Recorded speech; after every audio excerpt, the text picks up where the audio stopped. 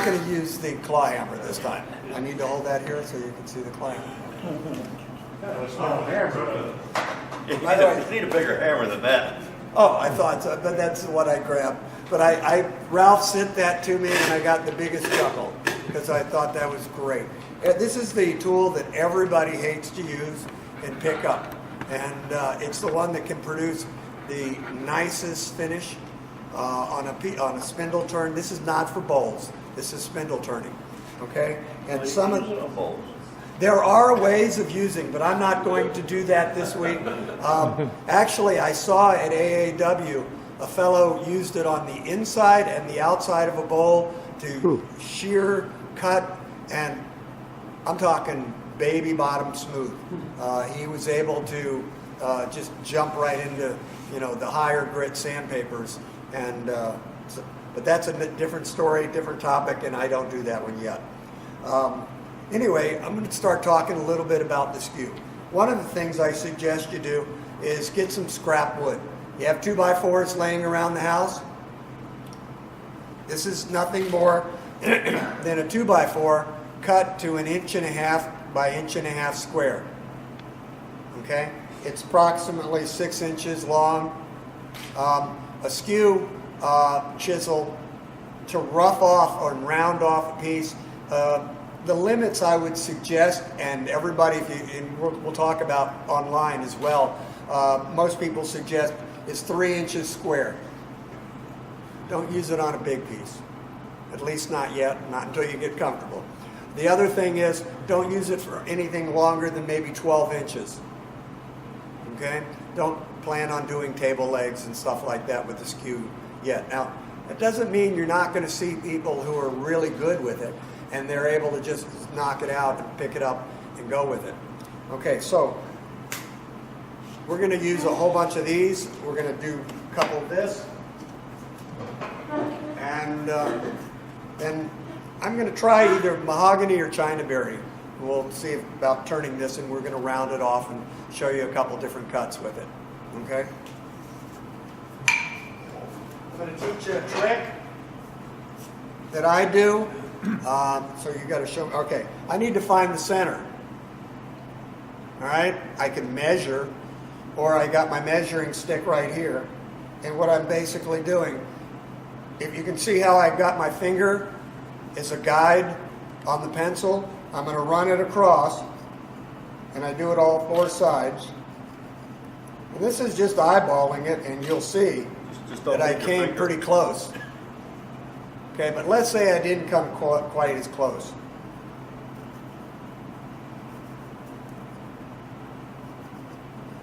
Now, I really messed up here, but you can see I've now shrunk the center a little bit, so I can just readjust a little more.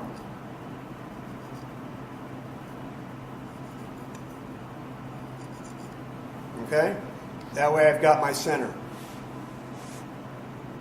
Everybody understand that part?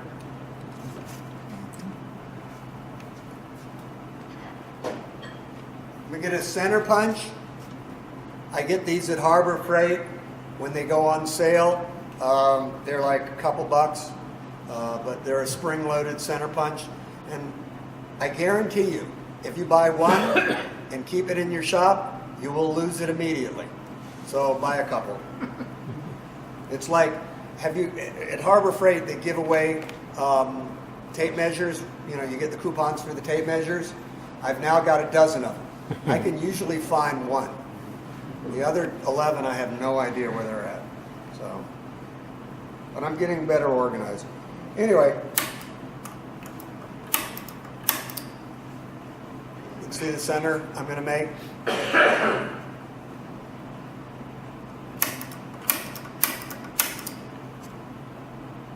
Okay, we're going to turn this between centers. I'm going to use a live center. And if you're, I brought these. There's 4 of them here. Down below from the David, lathe there? Yes. on the lathe.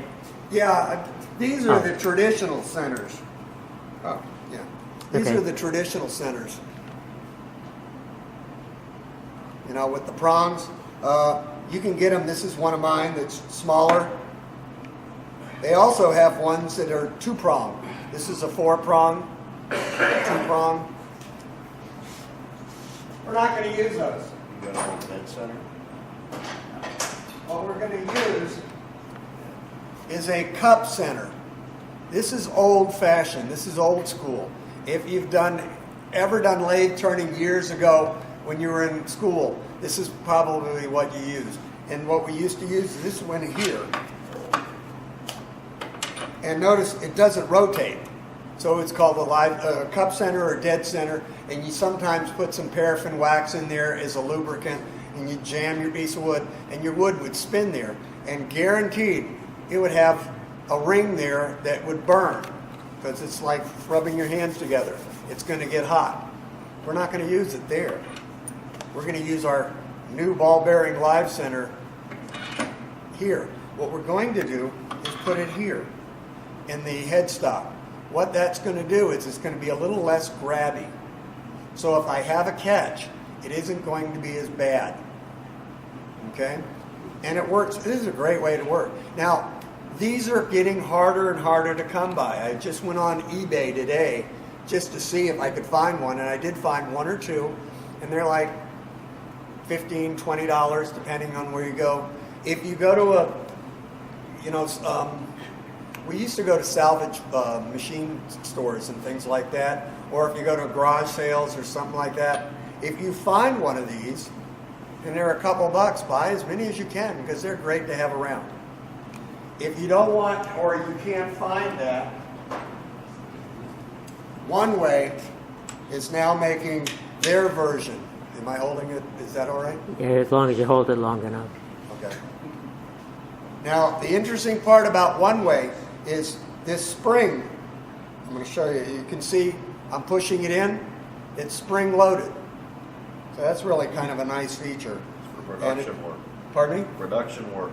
Production work, exactly. Don't even shut the lathe off. No. You just back the tailstock off, Pop it in. point, spring pushes it out, grab it, slap another piece in there, and wind it up and go. I mean, if you've ever seen any of the old European turners, they'll be knocking out treen, which is kitchenware, without ever turning off the lathe. And if you But- don't lubricate it, it'll just freeze forever. Pardon If me? you don't lubricate it, it will seize forever. You mean the spring? Yeah, the thing goes in as you put it in. If you leave it on the blade and you come back to it 3 days later, you may never get that thing back out again. The center Huh? pin. The pin. Okay. The center. The The pin pin? is back in, Okay, loaded in well, place. okay. I don't leave anything. First of all, when you're done with the lathe, clean it up, organize it, put your tools away. Maybe you'll be able to find them again. The other thing is the wood is abrasive. It's got water. It's got all the nasty stuff.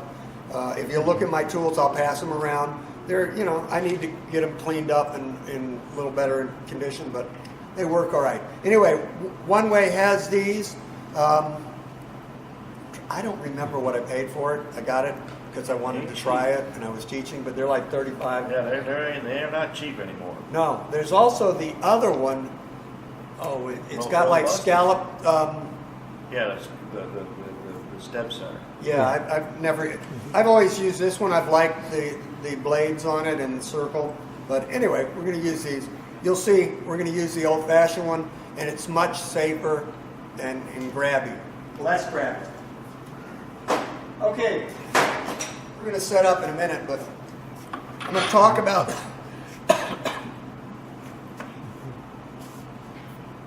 I use the Wolverine one-way sharpening system. This is their attachment that fits on the long arm that is used for sharpening your skew. This is what I do. You don't have. I'm going to talk about some different videos and stuff you can get online, and you'll see how people hand sharpen. But it's easier for me to use the jig and put this together, set it up, and actually it goes upside that way. down. It goes that way. I had it upside down. Your handle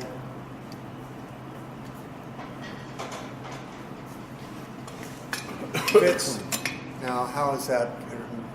Were you able to? Okay. That's good. Your handle fits that way, and you're able to sharpen it back and forth. Turn it over, sharpen it back and forth. And sharpening is a whole nother lesson and talk, so we'll deal with that at another time. But we're going to talk about the grinding bevels and stuff like that. But this is what I use, and again, it's from One Way. If you give a demo once in a while, our illustrious leader will give you a $10 gift certificate that you can exchange for craft supplies to get. And if you happen to do 2 or 3 demos, he gives you 1 for each demo you do, and you can add them up. Craft supplies will let you use them, add it up. So it's a cool thing. Huh? Illustrious leader. Yeah, okay. All right, cup center done. All right. Let's get started then. We're going to go ahead and mount it up. This is not my lathe, so Who cares? Looks like a expensive Nope, lathe. handle on top. That lathe had to go for at least, what, $25? $50? What? That lathe went for what, about $50 you paid for that? No, I paid $20 for 20, that. okay. $20. That's a $20 lathe. $20 lathe. Really? Yep. yeah. He $20 raffle ticket that he wanted. Okay, again, we're going to tighten this thing up. It's going to have a friction fit here. If I'm able to spin it too easily, that's all it's going to do. Because again, I'm using a cup center. I don't have prongs in there going into the wood. So it's kind of like having a clutch. So I don't want my clutch to be slipping too much, so I have to adjust it enough so that my clutch grabs hold, but still has the option to slip.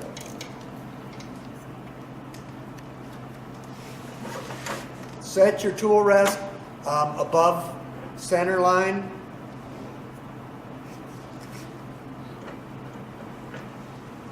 And I'll have to play with this once I get used to it. Real important, since I'm doing a square piece, to spin the lathe when I'm adjusting. Okay, and let's talk about the tool rest a little bit. I want the mechanical advantage. I want to get my tool rest as close as I can to the tool without actually touching it. The reason for that is the motor is stronger than I am. And if I have it too far away, I don't have the leverage. Whereas if I now cut, and I've got the big handle back here, I've now got leverage. If I allow this tool to have leverage, it's going to pull it up and grab it, okay? So I want to be real careful. Again, I'm going to play with this.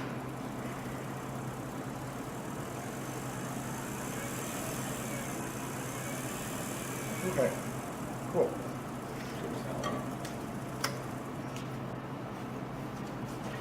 I got a whole bunch of skews that I brought. We'll play with it. By the way, I got a whole bunch of wood. So everybody's allowed to try it, okay? Anyway, this is a skew that Del Stubbs and I made. I also have a number, by the way, that we can use for demos, and I just rediscovered these, and I'll give them to the guild if you guys want to hold on to them. But Del Stubbs and I made these. Del, by the way, he made the very first bowl video, wood turning bowl video, and he's just a master wood carver, turner, and everything else. Anyway, so this is a teaching aid, obviously. We're not going to actually use it. But to give you an idea, this is the toe of the skew. That's the pointy side. This is the heel of the skew. It's the other side. I don't know what else to call it. This tends That's to the be... right side. Pardon me? It's the right side. No, now it's the left side. Yeah. Big toe, little toe. Big toe, little toe. No, this is the heel of the thing, and we'll use it, and I'm going to show you a lot of different things about it. This happens to be a Raffin grind. Richard Raffin came up with the curved grind, It's funny, we didn't make a sample of the, well, we kind of did. There's a sample of the other one. We hold it like that. The regular skew, what most people are used to, have a straight edge. I kind of like both of them. I play with them both. There's a number of different types of skews out there, and I'll show you some of those. We're going to be using this in a minute because I want to show you where we're cutting from. I don't usually cut from here. There are times that I do cut here, but they're very grabby and I got to be careful. What I'm trying to do is cut here. Are you able to? It's good. Okay. And I'm going to be rubbing that bevel. The neat part about this tool, and it's funny because I was watching some videos practicing and warming up this morning, and I never realized I'd been using this, but Alan Lacer explained that one of the neat things about having a skew with an angle like that, or like this, is that when you're cutting in, you can look down and see the cutting edge. That's why we don't have a straight across skew. Okay, we have it at an angle. This, by the way, is a little bit too much of an angle, and we'll talk about that as we go along. Got my notes so I don't forget everything. Something fell. Coming around. Where is it? You see? It's just this. Okay. That isn't mine. This is yours. Put it in one of the boxes there. All right. I'm going to bring out a couple of skews. All of these are sharp. I'm going to pass them around, but I sharpened them this afternoon. So please be careful. I had taped up. I'm going to be using them, so I don't want them dull, and I don't want you to be cutting yourself, so be careful with them. On this particular one, it's, okay, what I'm looking at is if you see this part right here, that's the heel. I like, this was one of the things that Alan Lacer talked about, and I did years ago, is I like to round that edge off. So you can kind of, I don't know if when you pass it around, you'll be able to see the silhouette. It's been ground round, not the flat part, just the edge. And then on the other side, I like that to be flat. Okay, so you'll look at that. This is kind of a raffin grind, and then basically the same size skew that's more traditional with the straight grind. Now I'm not looking up there, so am I holding? Good, okay. The only difference is on skews are the width. Okay, you can get a skew that's 1/8 of an inch all the way up to, what are they? I think even a 2-inch skew. Alan Lacer found, I forget what company, they were making these skews that were that big, and he said he was the one that bought them. If you notice this silhouette, it's flat and it's flat. Okay. There is another one. I don't use these. Is this the bevel one? Yeah. Oval. That's the oval. You can see the difference in the silhouette in comparison. Can you? Yeah. Okay, and we'll Little pass bit. these around. Nick Cook says that, those are the only thing those are good for is digging in the garden. Okay, Alan Lacer. And Alan, his favorite tool is the skew. He was the president of AAW, really a professional turner and a neat guy. Has a lot of great videos and stuff online that I'll talk to you about in a minute. But he says that he'll actually buy these, and the word is Joe or Dave. He welds them onto his bumper of his truck. Yep. So he'll buy them from you. No, he'll.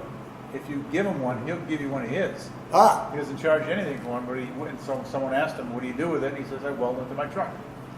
Got So- a bumper and all of that. That's how much he hates them. okay, so I'm going to start passing these around. I'll need them up here in a minute. But again, be very careful. This one is the oval one. I'm going to pass it going that way. And these two are the flat ones. Again, everything is very sharp. No red on it. You get it back.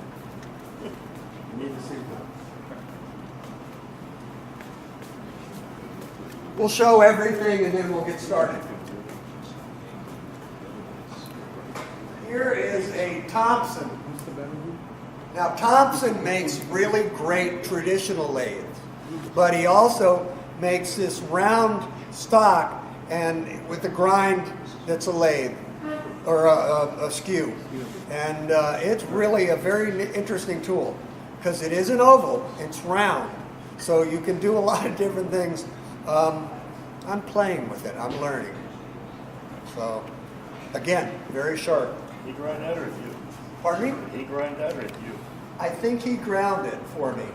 But he does. Now the neat part about Thompson is you can buy, this is a 3/8. He also sells 1/4 inch round stock. Right. So you can grind and make your own Yeah, he tools. does. He sells tools And stock. they're very reasonable. Yeah. Very reasonable. I don't get paid, don't get anything, but I really like his tools. My recommendation, I see we got some new faces here. The first recommendation I have is don't buy a set of tools. The set of tools is a box. It has 8 tools in it, of which probably 3 or 4 you'll never use in your lifetime. And we all have 1 or 2 of them laying in our drawers that you regrind or repurpose. What I would suggest you do is buy the best tools that you can afford, buy them as you need them, and you can also I turned this handle.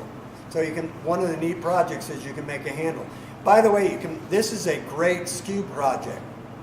You can make a handle with just a skew. So, and it's a lot of fun. So, again, the Thompson. He makes great gouges, all kinds of neat high-speed stuff. This is my favorite skew. I don't know where I think it may have been an old planer blade from a planer, machine planer. It's been repurposed, but it is hard and it sharpens great, holds an edge wonderfully, and it's just one of those things I hate to, at some point in time it's going to grind down and I'll be crying and I'll try to get a Thompson or a Thompson skew to replace it. Okay. And if you've watched me before, I like to play around and make my own tools. This is the handle that I made. It's interchangeable. It's nothing more than a drill chuck that I can now put in different tools. How many of you use a DeWalt power screwdriver and stuff like that? You get all these little, now if you notice, this screwdriver bit, can you see how boogered it is? It got kind of used up and boogered, and rather than just throw it away, I said, gee, there's got to be something. So I ended up grinding a little skew. And that just goes in here. And this way I've got a little one. Okay? Again, I made the handle. These are neat projects. You want these back here? Yeah, I'll put them back. Okay. Oh, here, did I bring? I did bring one. Just so you can see, the English use, this is a 2-prong drive center that I got from Craft Supply. Used to be in England. There was a Craft Supply England, and there was a Craft Supply United States. I don't know if they're still in business, but years ago. Okay.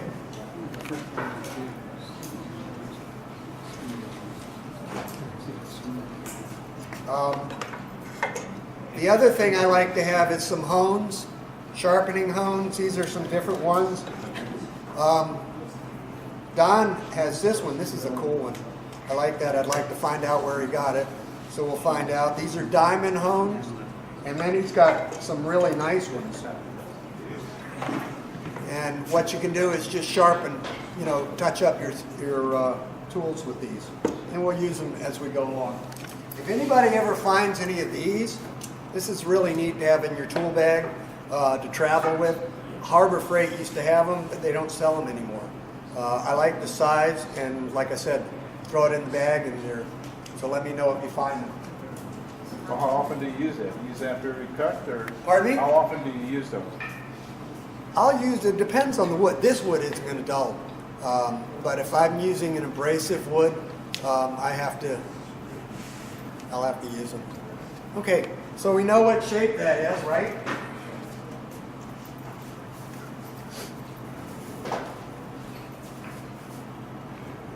We know what shape that is, right? Square. Okay, and what shape do we want it to be? Round. Round. Oh, now, okay, just so that you know, I was playing around and showing, and sure enough, I got a catch, and this is what you don't want to happen. And I guarantee you, I am not an expert on using a skew, so somewhere along the line tonight, we're going to get a catch. But just so that you can see what a catch is, I brought this one to hand it to you. I was going to practice, and I thought a neat project would be to make you guys a toothpick. But what happened was I was doing fine with the turning, but my wood, again, I'm using cheap wood, so the end split, so I couldn't do it anymore. But that was going to be a toothpick, so you can pass those around. By the way, Alan Lacey, I couldn't believe he warms up by turning a top Yep. the size of your thumbnail. Yep. It's like, by the way, the skew that he uses is one of the bigger Big ones. Yep. It's Inch and 3/8. inch and three. Right. Big skew. I mean, it is outrageous. So I'm not that good. Okay. I don't know if this is the right way. This is the way I do it, and this is the way Mitch Wallach kind of gave me some suggestions and directions. If I'm going towards the headstock, I put the toe, the pointy sharp edge, going in that direction. If I'm going towards the tailstock, I put the heel going in that direction. Okay, and I'll show you as we go along. Okay? Now, I like to get a little bit more speed on this, so that it makes it a little easier, but What would you say, about 1,200 RPMs? what's that? How many RPMs, guesstimate? I have no, What, stuff like that? Run that stuff up to 2,000 or more. Yeah, okay, as fast as you okay, can. a teaching trick. Is this round yet? No. No, there's a really easy way to find out. You hear that noise? It's bouncing off the corners. I'm not pressing hard on this. All I'm doing is just laying it, and it's bouncing off the corners. In a minute, we'll do it, and it won't bounce off the corners. Okay? So what I'm going to do, first thing, ABCs. Anchor, bevel, and cut. Oh, we didn't do any sharpening, did we? I skipped a couple things. The sharpening. Yes, you will, the sharpening with the, Yeah, but did I do the size of the bevel? No. Okay. Can you see the thickness of the tool itself? I don't know. Can you see it? Is Put it that against your whatever the shirt. thickness of the tool? Put it against your shirt so he can don't Is that okay? see the contrast. You see the thickness? That's good. What you want to do is look at the thickness of the tool, and then the bevel should be like 1.5 times the thickness. So it's a little bit more than 1.5 of the thickness of the tool. Now this grind is a little bit more. You can see that real good now on the white shirt. What's that? I said, you can see real good on the shirt, the bevel's not even, very good. I got my eye fixed so I can see this. Well, that's because if the lathe is not level. Oh, okay. Yeah. Okay. This is where everybody really gets worried. I said you got your earpiece. You can believe this stuff. What's that? Oh, okay. The other thing,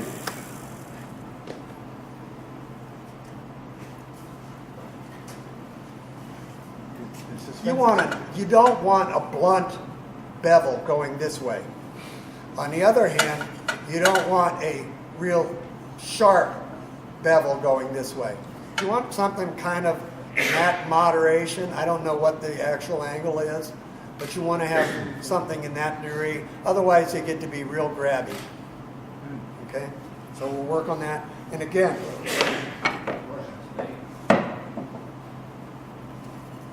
what I'm going to be doing is I'm going to be trying. Can you see where my finger is? Maybe if you could do it on the other side just to show us, we really can't see. You know, just like point it on the other side. You know what I mean? Turn the table, Dave. Just flip it over on the other side of the piece. Yeah. And show us there so we can see a little better. No, up. Now I've got to think about it. Okay, I've got to go backwards. No? Doesn't show. No, like this. Like, let's say you're just like this. Like you're cutting it, you know, like you Oh, would on that okay. side. Okay. I'm not going to cut Directly. with the toe. I'm going to come right here, just a little bit off the toe, about a third in. And the first thing I'm going to do is I'm going to anchor my tool on the tool rest. I'm going to rub the bevel and make a arcing cut. Okay? And I'm going to start kind of in the middle, and you can almost see that right there. And here's a real good one, where you can see I arced it in. I'm not coming in from the end that way. This way it's less grabby, so you'll see how I'm just going to make That's that better. nice Yeah, even that's cut. better. That's better. Okay? That's better. If you got questions, please. Yeah, make And sure again, it's tight. I've got a cup center, so if it catches, it's going to spin a little bit.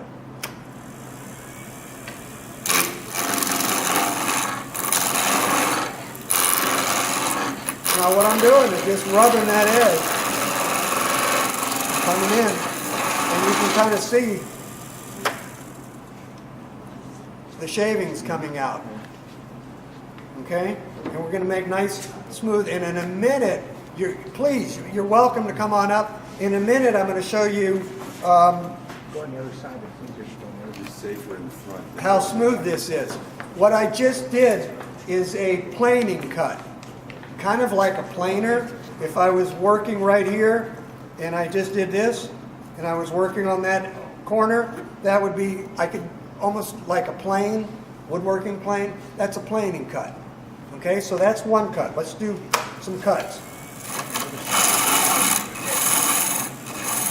Oh, by the way, always put on your safety gear. yeah, Here, Okay? Eye Yeah. protection, shield. a mask. mask, A dust mask. breathing protection of some kind. If I had it on now, you couldn't hear me, but some kind of eye protection. If you wear glasses, talk to your optometrist, prescription person, tell them what you do, and polycarbs are probably the best because they don't shatter, but talk to your person and tell them that you're doing stuff. Don't count your glasses as safety glasses. You still need other protection. These are filthy. Okay, so that's the first cut, a peeling cut.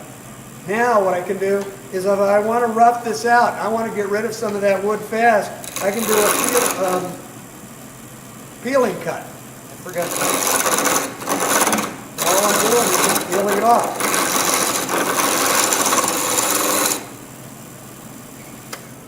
Now, come here and look at the two cuts. It's not as smooth. This is much smoother. This isn't, but I can remove wood real quick. If I want to do something and put it in a chuck, I can turn my tenon on that real quick. And all I'm doing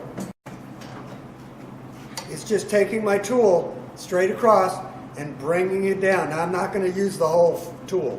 I'm going to use just a section of it. So watch what's happening. Okay, there's where it is. I'm only using maybe that much of the tool. Now I can come back and now I can peel cut. Whoop. Did everybody see that? Now, was that a catch or a run back? That was a catch. Okay. That was a Because catch. there is a difference. And did everybody see what happened? It's fun. The clutch went on. Now, the positive part about it is it didn't go throwing off. It didn't chew up anything. It didn't mess up anything. But now I got to tighten it up just a little bit. But you saw how it spun, and that worked out real well. That was part of the demo, right? That was trained on purpose.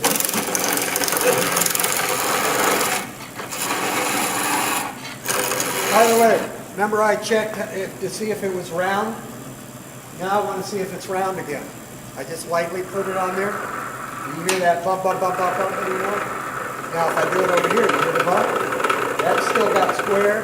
That's more round. Everybody see that? Okay, if I'm going to go this direction, I just like to turn it and reverse it. I'm not white knuckling this. Does anybody else get trigger finger? Yep. Yep. Yeah, You dude. know, it's Yep. from turning all these years. Every so often it locks and I have to move my hand. So that was me. Okay, what's happened now is I've cut enough of this away that I want to move my tool rest in closer, because if I don't, it can grab in and I lose that mechanical advantage, okay? So I'm going to bring it in a little bit. Maybe. How is this tool with wetwood? What's that? How does it work with wetwood? Fine. Fine. Oh, yeah. Yeah, it's perfect. Realizing, look at, I'm almost at center, maybe a little bit above. I can bring this all the way up on a bigger piece and come across that way, like I'm planing. But you want to be above center.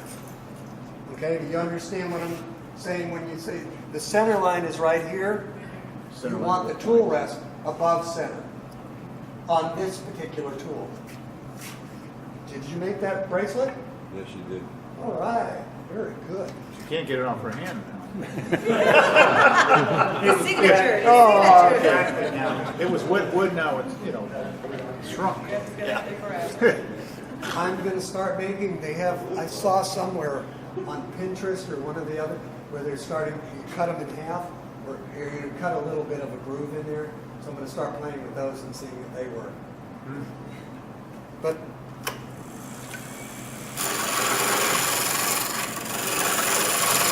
okay.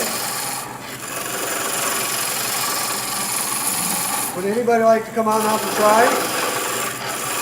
By the way, let's choose. Started 8:30 this morning. Yeah. That's the Raffin one. Ended about 5. That's the straight edge one. With it all the time? 19 blanks. Above Changed that on it third, yesterday. above third. Yes. The outside. Get above there. Outside Where you of getting the that cage. tool? You got something to do? Like this. Oh yeah, Yeah. absolutely. Yes. You got a new place? too. Okay. Got storage in your new place? Right here. Let's get my 500 square foot, Yeah, it'd be easier to see on that. 200 That's square a foot. good idea, Dave. Those things. right here, and I've got a whole. Buy some? I've got all of the. I've got fingernail gouge. I've got all the different tools that we made. Can we buy those from you? No, there's. No, we want to waste money. Oh, okay. They Yes. brought them up to one of the clubs, $300 for a set. What? They sold those at the They sell symposium I'd like to see that. Atlanta, was it? in Atlanta. There was a guy selling big $300 wooden or something. bottles. Yeah, So you can do demo like that for $300 for a set. maybe 5 tools or so. Yeah.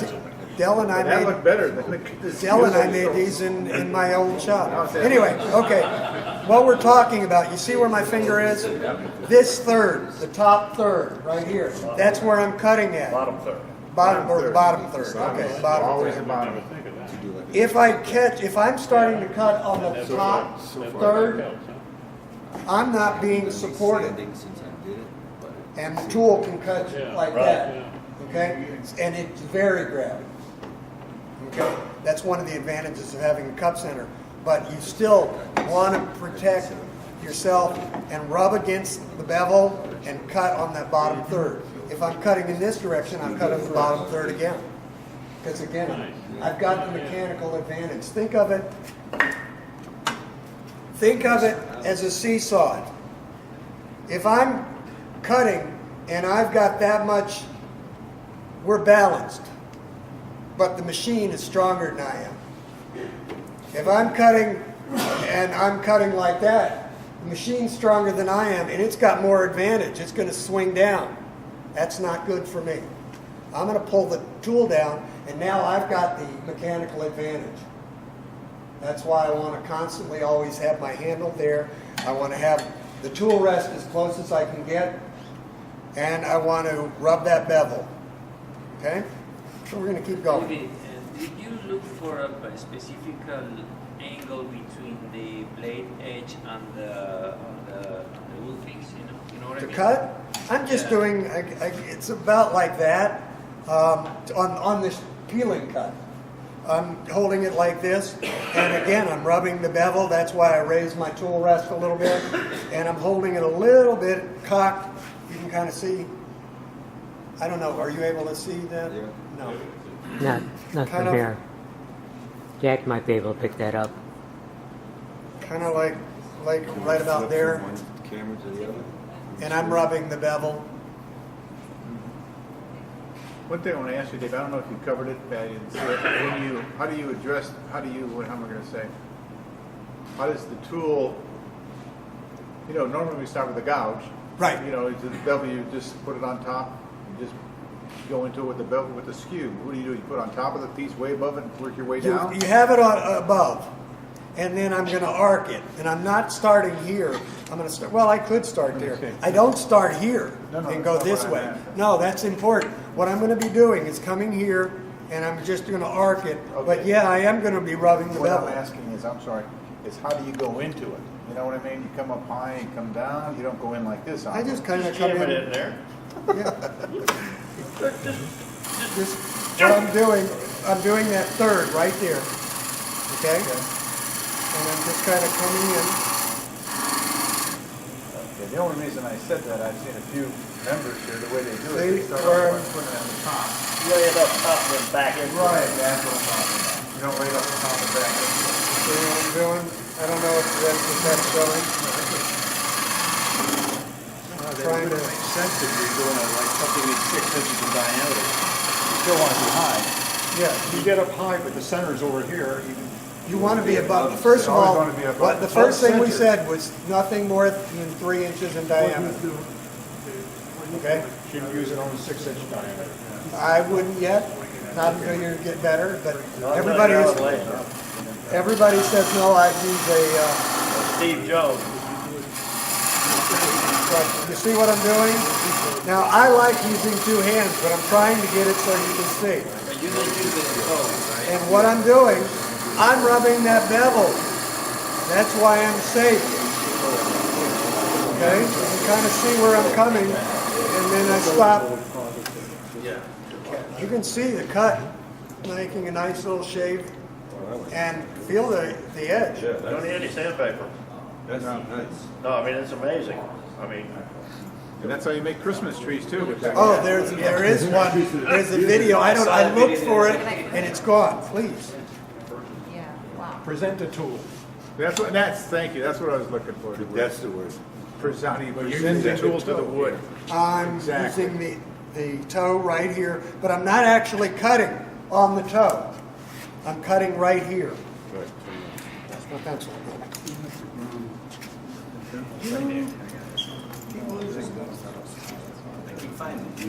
Okay, I'm right here. That's where I'm cutting at. Okay? And it doesn't matter which skew I'm going to use. Now I'm going to start going on the other side. I like to turn it over.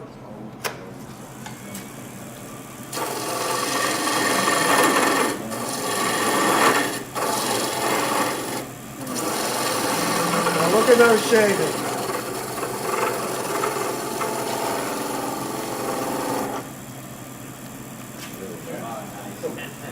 Why can't you do going that way the same way? I don't do it. First of all, I want to be able to look. I can't look down that. I can look down this way. And I can make those shavings with that. I just didn't get it. Isn't that called the toe and catch? I'm not catching the toe in there. I'm not cutting with that part. you want to stay above the toe, but you don't want to go any higher than a halfway up the tool. Nice shavings. But Lou, a lot of Okay, us now- do the heel both ways. There are a couple other cuts. Yeah. Yeah. How am I doing time-wise? You're about 10 minutes.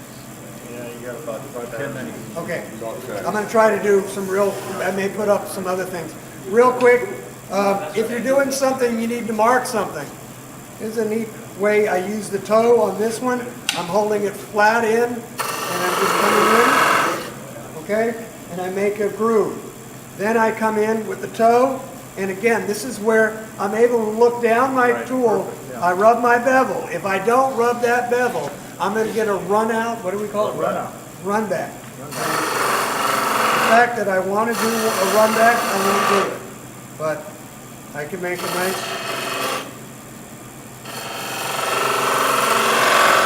That's a V cut. I can also do a rollover Let's cut. see you roll a bead. Pardon me? Let's see you roll a bead. I don't do beads. Don't do me. Gotta go to New Orleans for that. Whatever we got. Whatever we got.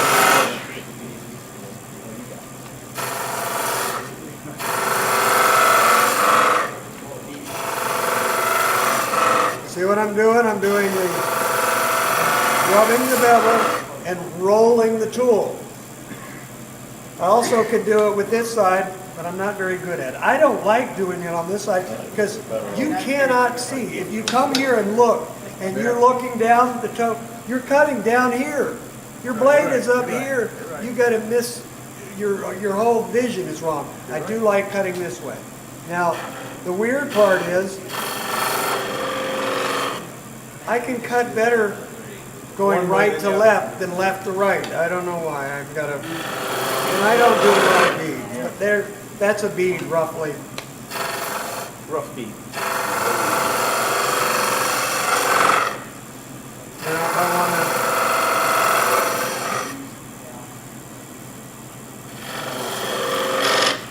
By the way, look at this. That's without sandpaper. Okay? It's that cheap, huh? Yeah. Oh, but it works on. A good practice way. Yeah. Okay, we're gonna do another.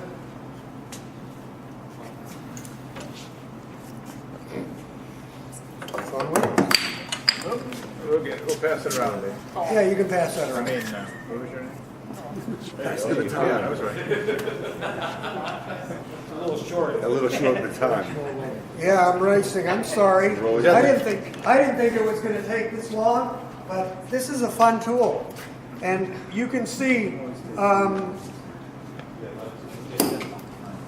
Don, if you want, another time, I can, we can do, make a tool handle. Using just a skew and stuff, if you want Okay. another demo. I was hoping to do something, but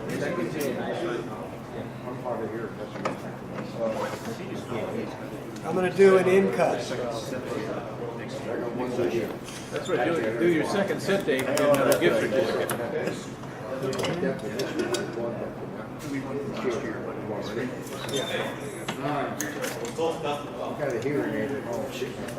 What?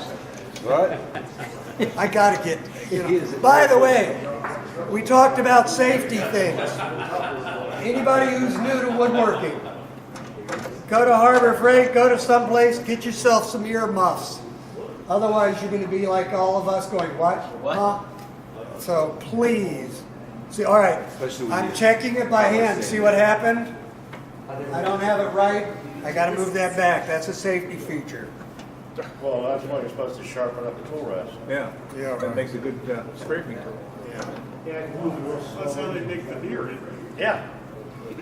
Jam the tool rest in there and peel the veneer off. Well, the problem is you're going too slow.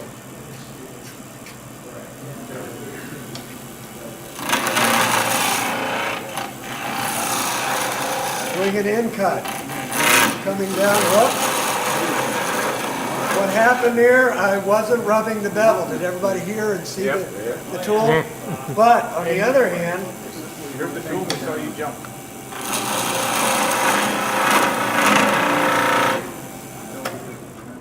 did a nice end cut. Come here and feel this. Come here and feel it. BBS. Baby butt smooth. Okay, that's how you can do that all the time. That's how they make newels. Is that the correct for the stairs and stuff? Post and newels, things like that. We did the rolling cut. The rolling cut is what we did to make the bead. The shoulder cut is what I just did there. Now, let's talk about, this is going to be in the newsletter, and maybe you can print it, you'll put it up. But if you look online, YouTube has all kinds of great videos. Remember the name Alan Lacer? This is all going to be online in the news, or in the newsletter. You can find it, Dave. Alan Lacer, Alan Beatty. There's another fellow who used to, I think, Sam Alego, who was, he's got Turning an Egg. That's a really neat thing. Then if you're a member of AAW, go to their archives. They've got all kinds of sharpening videos. They've got all kinds of Alan Lacer, Meet the Skew, things like that. All of that's going to be in the newsletter, but there's all kinds of things on, using the skew, sharpening with the skew, things like that. Any questions? Just one thing I want to mention real quick. Henry? When I, The other morning, I was on the internet, and I put in there that we're turning bowls, and everything's going along fine, and all of a sudden you popped up in there showing your tools off. When did you do that? What? Right here, right here. What? that's Really? probably, Jack's been putting some videos on our website. Maybe, is that where you were? No, He was on this YouTube. just come up. Well, we don't want to know where you look. Because you Wait a minute, search. that'll mess up the witness What you protection search. program. It comes up in the search. You was explaining all the different tools you had. Really? Wow. Is he looking under? I've never seen that. I didn't recognize the background. Well, it's like Brian did the one, the Ramble, and that shows up every so often. So, I don't know what site you're looking at, but anyway. When I see basically your tool, wait. your tooling device, your teaching device. Alan Lacer, what he does is he does pretty much does it every time he turns 2 or 3 times. He's always sharpening. Oh, absolutely. So what he does is, Yes. but what he did, and we're gonna go the opposite side here. What he's always doing is he's going like this. He never goes like this. He's always going back and forth, and he's catching the heel. He's doing that intentionally, back and forth, and that's all I do too. Yeah. Just go back and forth. Rather, it's harder if you try and go like this all the time. But if you Oh, no, just keep you going, can go back and forth. The only thing you got to watch is. And you sharpen, depending on the abrasiveness of the wood, you have to sharpen regularly, and it's much easier. You don't want to lose the bevel. I'm going to do this one real quick. This is the Thompson round. Now, he's got some really neat regular skews, but this is one that we were talking with him about, and it really is kind of neat. Does it matter if the shaft is flat or round? Pardon me? Does it matter if the shaft is flat or round? This is round, and it only comes for small detail stuff. For a regular skew, again, I only use flat ones. They work better. I know people talk about the oval ones, but I've never used one. So Garbage. But I can make all kinds of neat little, balloons and stuff. Did everybody see that? Yeah, we heard it. All right, it got grabby, but I can do all kinds of decorations. Let's do something real quick. If you're going to make a handle and you're going to make a 3/8 inch bowl gouge,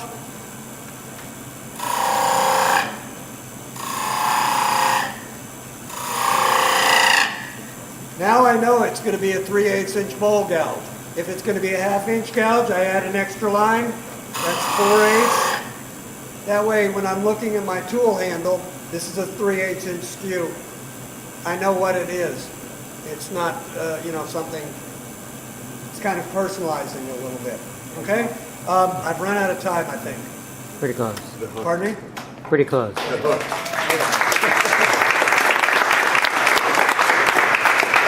Any questions? Okay. Good, Dave, good.